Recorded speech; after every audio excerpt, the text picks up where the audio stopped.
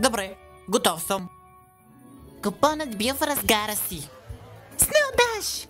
Здравей, Мери. Какво не е наред, миличка? Да не пита пуншът? О, мисля, че сложих много канела. О, не, пуншът е страхотен, Футърхоли.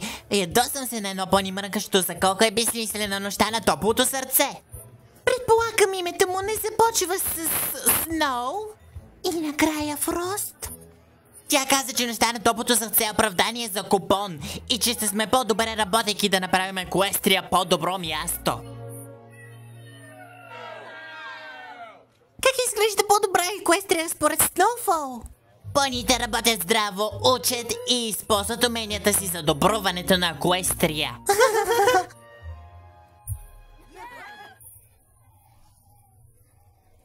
Изглежда имаме всичко в списъка на Сноуфол точно тук. Мисля, че идеалната Екуестрия изглежда като парти в нощта на топлото сърце.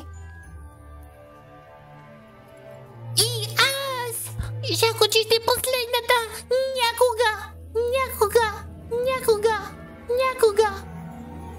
Духче, какво ми казваш? Какво ще се случи?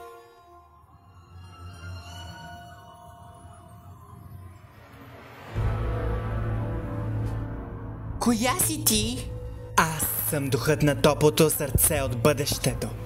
Тук си, за да ми покажеш как изглеждат едните нощи на топлото сърце? Не, защото няма повече нощ на топлото сърце за показване. Защо не? Ще успееш да изтреш празника, както пожела. И какво става? Виждам студен вятър таве. Виждам ни тежки ледени. Виждам бъдеще решено от теб. Виждам път недопустим.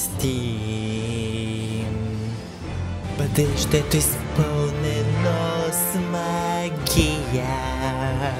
Съкровени желания сбъднати.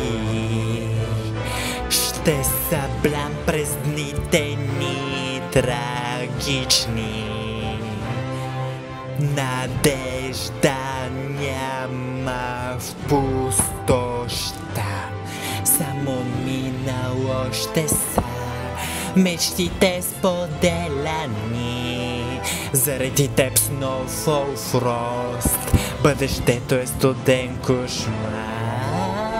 Уинди Гъст, те не са истински, просто история за бебе понита. Те са твърде истински, Сноуфол, и действията им позволиха да се върнат. Бъдещето на Екуестрия ще се обвие в одеяло от вечен сняг. Не исках това да стане. Не разбирах. Не виждах колко важна нощта на топлото сърце е била. Моля те, духче,